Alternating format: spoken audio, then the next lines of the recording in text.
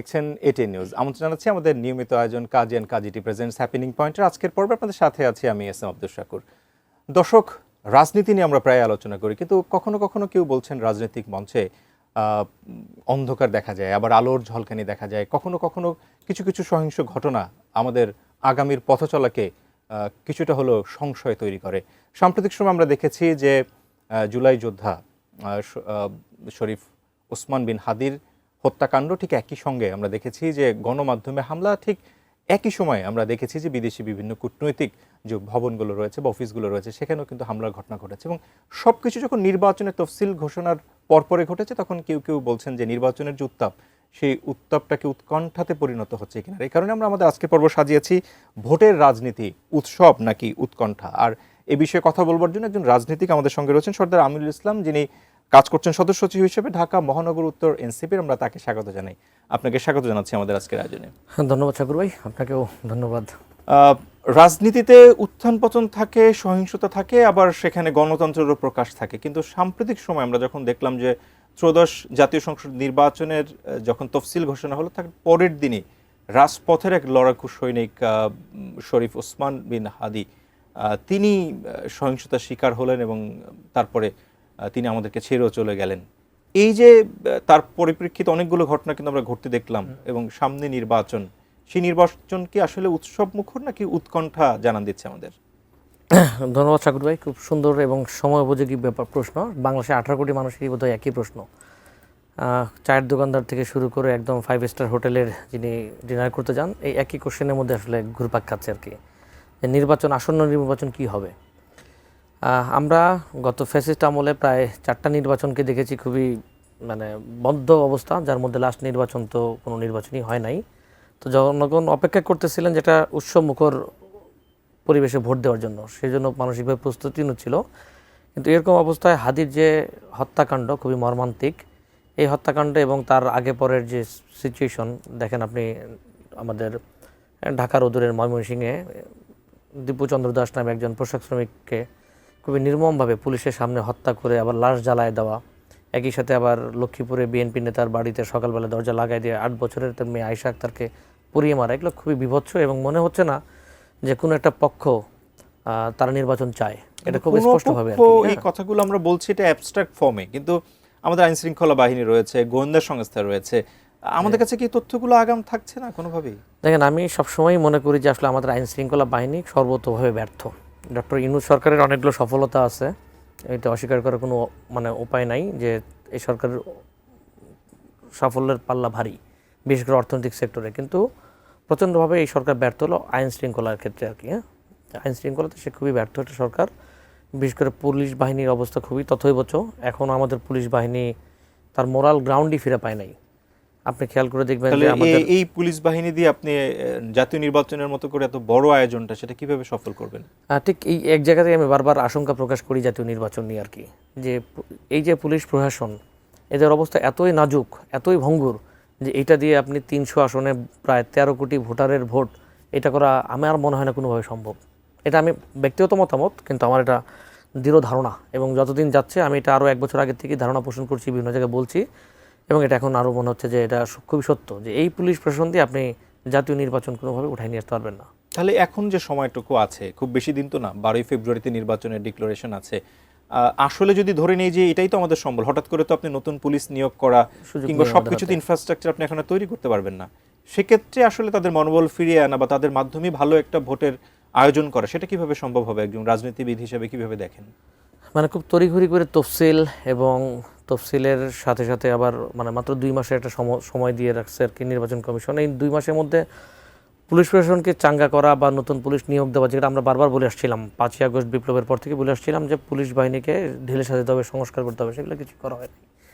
তো ফলে 2 মাসের মধ্যে আসলে কতটুকু করা যাবে আমি শিওর না।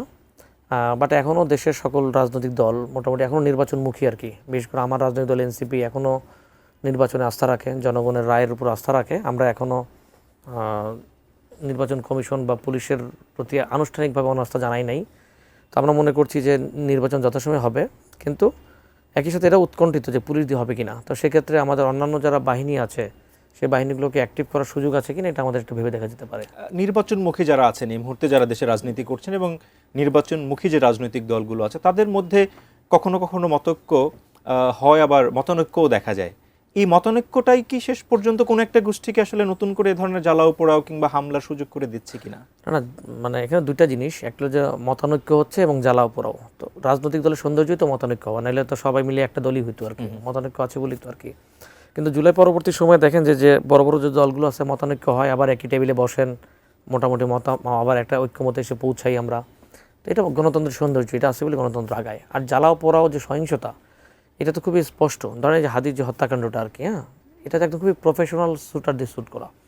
একটা রিক্সা, হাদি যেখান দিয়ে যাচ্ছে, একটা অটো রিক্সা যার গতি আমরা ধরে নিলাম 20 থেকে 25 কিলোমিটার, তাকে পিছন থেকে একটা মোটরসাইকেল চেস করতেছে যার গতি হতে হবে মিনিমাম 40 বা 35। তো 35-40 কিলোমিটার বেগে একটা মোটরসাইকেল সে শ্যুট করলো 30-20 কিলোমিটারের একটা রিক্সাতে, এবং ঠিক হাদির গায়ে লাগলো না, রিক্সাওয়ালার গায়ে না, তার পাশের যাত্রীর গায়ে। এবং কোথায় লাগছে? যেখানে একদম মানে মৃত্যু নিশ্চিত, গলা থেকে লেগে মাথা দিয়ে বেরিয়ে গেছে আর কি। তো ফলে এগুলো হলো খুব প্রফেশনাল লোকজনের কাজ আর কি। তো ফলে এগুলো কোনো মানে বর্তমান যে রাজনৈতিক দলগুলো এক্সিস্ট করতেছে, এটা ধরেন তার সাথে কোনোভাবেই এই জ্বালাও পোড়াওয়ের সাথে সংশ্লিষ্ট নয়। এগুলো এবং একদম আরেকটা বিষয় যদি বলি যে জ্বালাও পোড়াওয়েরও কিছু জিনিস, সাধারণ জ্বালাও পোড়াও দেখেছি আমরা, ধরেন বাসে আগুন দেয়া কিংবা কোনো একজন ব্যক্তিকে আক্রমণ করা। কিন্তু যখন প্রতিষ্ঠান এবং যে প্রতিষ্ঠানগুলোর সাথে আসলে একটু বড় পরিসরে আন্তর্জাতিক পরিমণ্ডলেও যেগুলো নিয়ে আসলে আলোচনা হতে পারে, যেমন আমরা সংবাদ মাধ্যম বা সংবাদপত্রকে আমরা দেখলাম যে দেশের দুটি মানে খ্যাতনামা সংবাদ মাধ্যম তাদের একদম পুড়িয়ে দেয়া হলো। ঠিক একইভাবে আমরা দেখলাম যে পার্শ্ববর্তী দেশের যে আমাদের দূতাবাস, সেখানেও আক্রমণ করার বিষয়গুলো আলোচনা এসছে, হয়তো বড় পরিসরে না হলেও সেটার প্রতিবাদের ভাষাটাও কিন্তু খুব সৌন্দর্যপূর্ণ নয়। সেটি দিয়ে কি আসলে আন্তর্জাতিক পরিমণ্ডলে আমাদের কি সুনাম অর্জন হচ্ছে? মানে সেটি এটা তো কোনোভাবেই তো সুনাম অর্জন নয়। যেখানে আপনি খুব ভালো একটা প্রশ্ন জায়গায় ধরছেন, যে একটা মানে পোশাক শ্রমিক, যে শ্রমিকদের উপরে আসলে আইএলও থেকে শুরু করে পুরো ইন্টারন্যাশনাল মিডিয়া চোখ রাখে, যেখানে শ্রমিকদের উপর কোনো অত্যাচার নিপীড়ন হচ্ছে কিনা, সেখানে একটা শ্রমিককে ধরে একদম দেবালো কিন্তু পোড়ায় দেওয়া হলো। মানে এর চেয়ে বিভৎস কোনো কিছু তো হতে পারে না। একইভাবে ধরুন প্রথম আলো কিংবা ডেইলি স্টার, দেশের দুইটা গণমাধ্যম, আমি নিজে দীর্ঘ সময় ধরে রাজনীতির সাথে যুক্ত, আমরাও আন্দোলন সংগ্রাম করেছি, কিন্তু একটা পত্রিকা অফিস পোড়ায় দেওয়া হবে, এটা খুব আনবিলিভেবল। এটা কখনো ছিল না। আমরা একটা পত্রিকা পোড়ানোটাকেও আমরা খুব একটা মানে আন্দোলনের সর্বোচ্চ সহিংস রূপ মনে করতাম, যে পত্রিকা পড়ায় মানে তার বিরুদ্ধে অনাস্থা জানানো আর কি, যেটা সর্বোচ্চ রূপ। এবার কি হলো, পুরো বিল্ডিং পোড়ায় দেওয়া হলো। এবং শুধু তাই না, সেই বিল্ডিংয়ে আটকে পড়া যারা সাংবাদিক, যারা হয়তো আমারই ভাই বা বন্ধু, আমাদেরই লোকজন, এবং আমাদের এনসিপির নেতা নাহিদ ইসলাম সহ আমরা যে ডেইলি স্টার থেকে তাদেরকে আবার উদ্ধার করে নিয়ে আসতে হলো আমাদেরকে আর কি। মানে ঘটনা এত নাজুক যে আমরা যদি সেখানে না যেতাম তাহলে হয়তো তাদেরও জীবন সংশয় হয়ে যেত, বেশ কিছু সাংবাদিকের আর কি। তো ফলে এটা কোনোভাবেই আসলে কোনো ভালো কোনো বার্তা আমরা দেখতেছি না, এবং শুধু ভালো না, এটা কোনো রাজনৈতিক বার্তাও না। এটা আমার মনে হয় যে দেশের খুব বড় রকম একটা অশনি সংকেত আসছে। তফসিল ঘোষণা হয়ে গেছে, তার মানে এখন নির্বাচন কমিশন এই ক্ষেত্রে সর্বময় ক্ষমতার অধিকারী।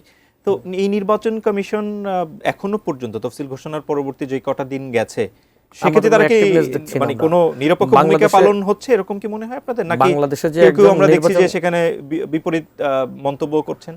ধরেন বাংলাদেশের যে একজন নির্বাচন কমিশনার আছে, একটা নির্বাচন কমিশন বডি আছে, প্রধান নির্বাচন কমিশন আছে, হাদির মৃত্যু বিচ্ছিন্ন ঘটনা, এই একটা খুব বাজে একটা সব মানে বাক্য ছাড়া,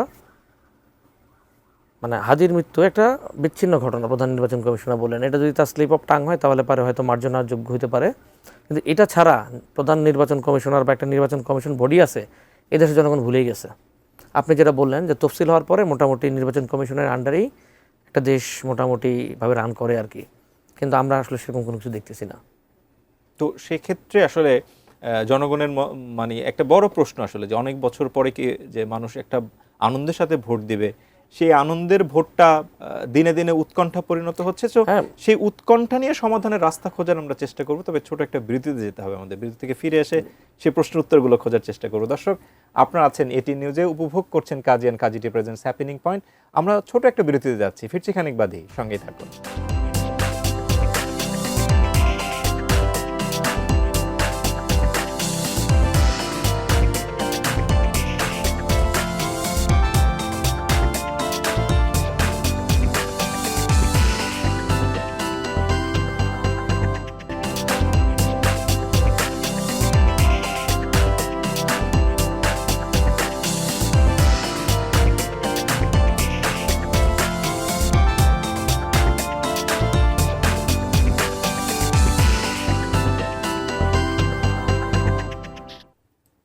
বিরতির পর আরো একবার স্বাগত জানাচ্ছি Kazi and Kazi tea presents happening পয়েন্টে। ভোটের রাজনীতি উৎসব নাকি উৎকণ্ঠা, এই শিরোনামে আমরা আলোচনা করছিলাম। বিরতিতে যাবার আগে যে আলোচনা যেখানে ছিল সেখান থেকে কিছুটা সামনে এগোতে চাই। আমরা উৎসব আর উৎকণ্ঠার মাঝে আছি। আসলে আমরা উৎসবটা করতে চাই, দীর্ঘদিন ধরে অনেকেই ভোটাধিকার প্রয়োগ করতে পারেননি, তারা উৎসব মুখর পরিবেশে ভোট দিতে চান, কিন্তু এই মুহূর্তে উৎকণ্ঠাটাই বেশি আছে। যদি প্রশ্ন করি যে এই উৎকণ্ঠাকে উৎসবে রূপান্তর করার আসলে কি কি জায়গা আছে আপনার মনে করেন? মানে এই মুহূর্তে উৎসব যে ভাবটা ছিল জনগণের মধ্যে, দিন দিন যেটা মিনিয়মান হয়ে যাচ্ছে, উৎকণ্ঠায় পরিণত হচ্ছে, তাকে ঠেকাতে হলে একটা সমন্বিত ব্যবস্থা নিতে হবে। সর্বপ্রথম দায় হলো রাজনৈতিক দলগুলোর, তাদেরকে এগিয়ে আসতে হবে, তাদেরকে একটা ঐক্যমত্যে থাকতে হবে যে নির্বাচন যথাসময়ে হবে এবং জ্বালা অপরাধের ব্যাপারে তারা জিরো টলারেন্স অবস্থান নেবে। এবং একই সাথে যে আমাদের আইন শৃঙ্খলা বাহিনী সহ নির্বাচন কমিশন এবং নির্বাচনকে সুষ্ঠু করার জন্য যাদের উপরে দায় থাকে আর কি, তাদের প্রত্যেকেরই একটা কঠোর অবস্থান, এবং এটা যদি জনগণের কাছে প্রতীয়মান হয় যে হ্যাঁ রাজনৈতিক দলগুলো এবং আমলাতন্ত্র একই সাথে নির্বাচনের জন্য ওয়ার্ক করছে, তাহলে আমার ধারণা যে এটা আবার এই উৎকণ্ঠাটা আবার উৎসবে পরিণত হবে আর কি। প্রশাসনের উপর রাজনৈতিক চাপের একটা সংস্কৃতি আমাদের পুরো অনেক বছর ধরেই আছে। আসলে সেক্ষেত্রে আমরা দেখেছি যে এবারে নির্বাচনের আগেই প্রশাসনে বেশ রদবদল, স্থানীয় পর্যায়ের প্রশাসনগুলো অনেক পরিবর্তন এসছে, কিন্তু তারপরেও কি সেই প্রশাসন রাজনৈতিক প্রভাবমুক্ত থাকতে পারবে নির্বাচনের সময়? রাজনৈতিক দলগুলো সবসময় প্রশাসনের উপরে একটা চাপ দেওয়ার চেষ্টা করে। এটা শুধু বাংলাদেশে না, এটা আমরা আমাদের পার্শ্ববর্তী দেশগুলোতে দেখেছি, ইভেন উন্নত দেশগুলো যেগুলো বলি সেই সব দেশেও আমরা দেখেছি আর কি, যে প্রশাসনের উপর রাজনৈতিক দলগুলো এক ধরনের খবরদারি করার চেষ্টা করে। তো আমাদের দেখতে হবে যে আমলাতন্ত্র কতটা প্রফেশনাল এবং তারা কতটুকু রাজনৈতিক দলগুলো হস্তক্ষেপের বাইরে কাজ করে আর কি। তো আমাদের দেশে এটা আসলে সুযোগ খুবই কম, কারণ এখানে আসলে এই 18 কোটি দেশের জনগণের মধ্যে মানে ধরেন যে আমলাতন্ত্র সেটা খুব মানে এত ছোট পরিসর, এবং সেখানকার নানান ক্ষেত্রে রাজনীতিবিদরা এমনভাবে যুক্ত আছেন, বিশেষ করে এমপিদের মানে সংসদ সদস্য যারা আছেন, তারা এত বেশি প্রভাব বিস্তার করার সুযোগ আছে আমাদের বিদ্যমান আইন কাঠামোতে, যে আমলাতন্ত্র চাইলেই আসলে রাজনীতিবিদদের বাইরে যে কাজ করতে পারেন আর কি। তো এটা আসলে আমলাতন্ত্রকে রাজনীতির কাছ থেকে আলাদা করে তাদেরকে স্বাধীন, স্বতন্ত্র এবং পেশাদার হিসেবে কাজ শুরু করার যে ব্যাপারটা, এটা আসলে একটা লম্বা ব্যাপার, এটা খুব অল্প সময়ের মধ্যে হওয়ার সুযোগ নাই বলে আমি মনে করি। এটার জন্য আমাদের আসলে সকলকে একটা পেশাদার আচরণের মধ্যে আসতে হবে আর কি। উত্তেজনার যে বিষয়টা আমরা পরিলক্ষিত হয়, মাঝে মধ্যে উত্তেজনা দেখা যায়, এবং সেক্ষেত্রে জনগণ আসলে প্রত্যাশা করে যে রাজনৈতিক দলগুলোই এই উত্তেজনা কমাতে পারে। সেক্ষেত্রে এই যে সহিংসতার ঘটনাগুলো ঘটে, উৎকণ্ঠা তৈরি হচ্ছে, রাজনৈতিক দলগুলো আসলে এই মুহূর্তে কি রোলটা প্লে করা উচিত? মানে সেটা তো খুব পরিষ্কার যে রাজনৈতিক দলগুলোর উচিত হলো জনগণকে একটু আশ্বস্ত করা, কারণ জনগণ একটা ভীতির সংস্কৃতির বিরুদ্ধে 15-16 বছর গেছে আর কি। বিগত ফ্যাসিস্ট আমলে জনগণ জাস্ট ফেসবুকে লাইক কমেন্ট করতেও তারা ভীত ছিল আর কি, কোনো কিছু লেখা তো দূরে থাক বা বলা কিছু দূরে থাক। সেই অর্গলটা ভেঙে গেছে জুলাই বিপ্লবের মধ্য দিয়ে। তো মানুষের কথা বলার স্বাধীনতা, বাক স্বাধীনতা, এটা খুব জারি থাকুক। ধর্মানুভূতির কারণে বা অন্য কোনো অনুভূতির কারণে কাউকে হেনস্থা করা বা কাউকে পিটিয়ে মেরে ফেলানো, এই যে একটা কালচার, এখান থেকে আমাদের বের হয়ে আসা উচিত। কেউ যদি আপনার প্রকৃত দোষী হয়, সেই দোষীদেরকে আপনার আইনের আওতায় নিয়ে আসার ক্ষেত্রে রাজনীতি দলগুলোর, বিশেষ করে যারা প্রান্তিক লেভেলে রাজনীতি করে, স্থানীয় সরকার স্থানীয় পর্যায়ে, তাদেরকে আরও বেশি দায়িত্বশীল আচরণ করা খুব গুরুত্বপূর্ণ। সাধারণ মানুষ ধরেন এত বছর ধরে ভোট দিতে পারেনি, এরকম আলোচনা, কিন্তু এখন যে পরিস্থিতি তৈরি হচ্ছে, সেক্ষেত্রে কি ভেতর থেকে স্বতঃস্ফূর্তভাবে তারা ভোট কেন্দ্রে গিয়ে খুব আনন্দের সাথে ভোট দিতে পারবেন? সেই অবস্থাটা কি আসলে তৈরি হয়েছে? জনগণ তো আসলে স্বতঃস্ফূর্তভাবে ভোট দিতে চায়, যেটা আমি নিজেও দেখি আমার আশেপাশে পাড়া প্রতিবেশী আত্মীয় স্বজনের মধ্য দিয়ে তারা ভোট দেওয়ার জন্য খুব প্রস্তুত, এবং তারা বারবার মানে কোন পার্টিতে কে দাঁড়াচ্ছে, কি মার্কা কি, এবং দীর্ঘদিন পরে বাংলাদেশি ইসলামিক দলগুলো মোটামুটি মূলধারায় রাজনীতি করার সুযোগ পাচ্ছে। হ্যাঁ, একটা নতুন রকমের আবহাওয়া তৈরি হয়েছে, জনগণের এই আগ্রহটা আছে। কিন্তু একই সাথে আবার যখন যদি এরকম জ্বালাও পোড়াও হইতে থাকে, হ্যাঁ, খুন খারাপি, রাস্তাঘাটে যদি আপনার বিভিন্ন জায়গায় ককটেল মারা বা বিভিন্ন ধরনের গাড়ি টাড়ি পোড়ায় দেওয়ার যে ব্যাপারগুলো হচ্ছে, এগুলো যদি আরও বাড়তে থাকে, তাহলে জনগণ তো অবশ্যই ভীত হবে আর কি। জনগণ তো আসলে নিজের জীবনের বিনিময়ে, জানমালের বিনিময়ে যায় তো ভোট দিতে যাবে না। তো এই জন্য রাজনৈতিক দলগুলো এবং পুলিশ প্রশাসন সহ অন্যান্য প্রশাসনকে খুবই দায়িত্বশীল আচরণ করতে হবে, যেন দেশের পরিস্থিতি যেন স্বাভাবিক থাকে আর কি। আমরা স্বাভাবিক পরিস্থিতি সবসময় চাই, এবং আপনারা যারা রাজনীতির মানুষ আছেন আপনাদের কাছ থেকেও আশ্বস্ত হতে চাই। আসলে আমরা আপনাদের কাছ থেকে সেই দায়িত্বশীল আচরণটা কিভাবে কখন থেকে আসলে পাওয়া শুরু করব, এরকম কি কোনো নিশ্চয়তা পেতে পারি আমরা রাজনীতির কাছ থেকে? এটা তো ধরেন রাজনীতি, বিভিন্ন রাজনৈতিক দল বিভিন্ন সময় বিভিন্ন ধরনের রোল প্লে করে। আমি আমার রাজনৈতিক দল এনসিপির কথা বলতে পারি, যে আমরা ধরেন এই বিগত কয়েকটা দিনই যদি আপনারা খেয়াল করেন, হাদি হত্যাকাণ্ডের মধ্যে দিয়ে আমাদের পার্টির সবচেয়ে দায়িত্বশীল একটা ভূমিকা ছিলেন আমাদের নেতা, পার্টির কনভেনার নাহিদ ইসলাম বা আক্তার বা অন্যান্যরাও। আমরা বারবার মানে বক্তৃতা বিবৃতির মধ্য দিয়ে, রাজপথে অবস্থানের মধ্য দিয়ে, ইভেন বিভিন্ন সংগঠন যেগুলো আক্রান্ত হচ্ছে বা হয়ে গেছে বা হওয়ার মতন আছে, ডেইলি স্টার বলেন, ছায়ানট বলেন, সেখানে আমরা নিজেরা মুভ করেছি, গিয়েছি, তাদেরকে আশ্বস্ত করার চেষ্টা করছি, পাশে থেকেছি আর কি। তো আমি মনে করি যে এই কালচারটা, এনসিপির এই কালচারটা অন্যান্য রাজনৈতিক দলও যদি ফলো করে, অনুসরণ করে, তাহলে আমার মনে হয় যে যারা ভালনারেবল যে সমস্ত সংগঠন আছে বা যারা আসলে মতের সাথে একটু দ্বিমত পোষণ করছে নানান কারণে, নানান বাস্তবতায়, এটা হয়তো গণতন্ত্রের একটা রূপ, তো তারাও হয়তো তখন দেখা যাবে যে আশ্বস্ত হবে আর কি। আমরা মনে আছে আমাদের যে বিগত ফ্যাসিস্ট আমলে সংগ্রাম অফিসে যে সেখানকার সম্পাদক আসাদ সাহেবকে খুব হেনস্থা করা হয়েছিল, আমরা তখনও এটার প্রতিবাদ জানিয়ে আসছি। একইভাবে এখন ডেইলি স্টার বা প্রথম আলোতে যে ন্যাক্কারজনক ঘটনা ঘটেছে, এটারও আরও বেশি প্রতিবাদ জানাই, কারণ এখানে একদম পোড়ায় দেওয়া হয়েছে আগুন দিয়ে, বা এখানকার সাংবাদিকদেরকে মেরে ফেলার মতন একটা পরিস্থিতি তৈরি হয়েছে। তো আমরা চাই না আসলে এই ঘটনাগুলো পুনরাবৃত্তি করুক, কোনোভাবেই আমরা চাই যে ঘটতে চাই আমরা। দেশ সুন্দরভাবে রাজনীতিবিদরাই পরিচালিত করুক, জনগণই সরকার, সরকারি জনগণ। আমাদেরকে সময় দেওয়ার জন্য আপনাকে অনেক বেশি ধন্যবাদ জানাচ্ছি। অন্য কোনো দিন ভিন্ন কোনো বিষয় নিয়ে আবারও হয়তো কথা বলার সুযোগ পাবো। আপনাকেও ধন্যবাদ আজকে আমাকে হ্যাপেনিং পয়েন্টে রাখার জন্য আর কি। দর্শক, আমরা দিন শেষে সবাই দেশকে ভালোবাসি, আমরা ভালোভাবে বাঁচতে চাই, ভালোভাবে এগিয়ে যেতে চাই। আগামী দিন নতুন কোনো বিষয় নিয়ে হ্যাপেনিং পয়েন্ট ফিরবে আপনার সঙ্গে। সে পর্যন্ত ভালো থাকার প্রত্যাশায় নিজে ভালো থাকুন, ভালো রাখুন আপনার চারপাশ, ভালোবাসুন আপনার দেশকে। আল্লাহ হাফেজ।